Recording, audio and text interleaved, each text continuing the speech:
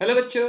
The question says dihydrogen gas used in Haber's process is produced by reacting methane from natural gas with high temperature steam.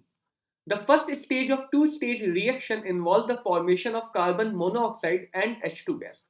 In second stage, carbon monoxide formed in first stage is reacted with more steam in water gas shift reaction. तो बेटा यहाँ पे हमें water gas shift reaction given है. Carbon monoxide plus steam water vapors gives CO2 gas and hydrogen gas. If a reaction vessel at 400 degrees Celsius is charged with an equimolar mixture of carbon monoxide and steam such that partial pressure of CO and partial pressure of H2O is 4 bar, what will be the partial pressure of H2 at equilibrium? Kp is given as 10.1 at 400 degree Celsius. तो बेटा इस question को solve करते हैं. तो यहाँ पे हमें जो रिएक्शन गिवन है, the reaction is carbon monoxide gaseous reacts with water vapors steam in equilibrium with CO2 gas and H2 gas. और हमें यहाँ पे ये फाइंड आउट करना है कि इक्विलिब्रियम कंडीशन पे H2 गैस का पार्शियल प्रेशर कितना होगा. और बेटा इस रिएक्शन के लिए हमें Kp भी गिवन है. The Kp given to us is 10.1. Kp is equilibrium constant in terms of pressure.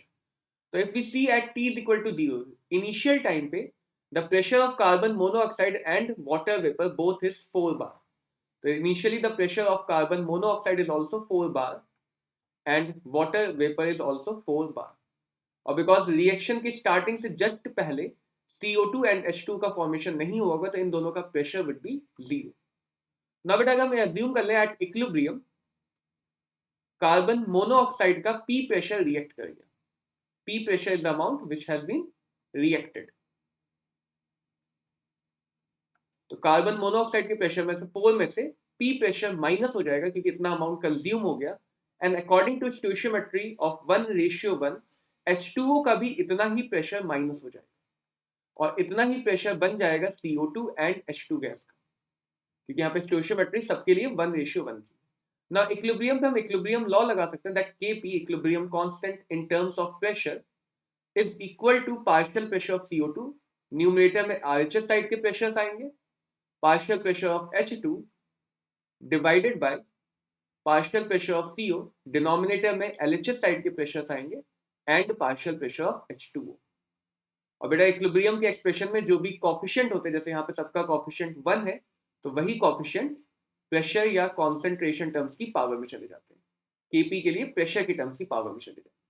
तो अगर हम यहाँ पे वैल्यूज पुट करें, Kp is 10.1, pressure of both CO2 and H2 is P at equilibrium divided by pressure of both CO and H2 is 4 minus P at equilibrium. So this will become 4 minus P whole square.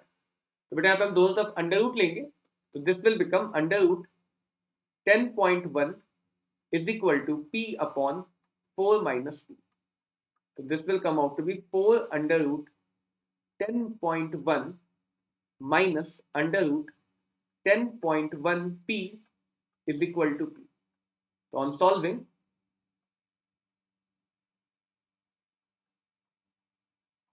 P would come out to be 3.04 bar.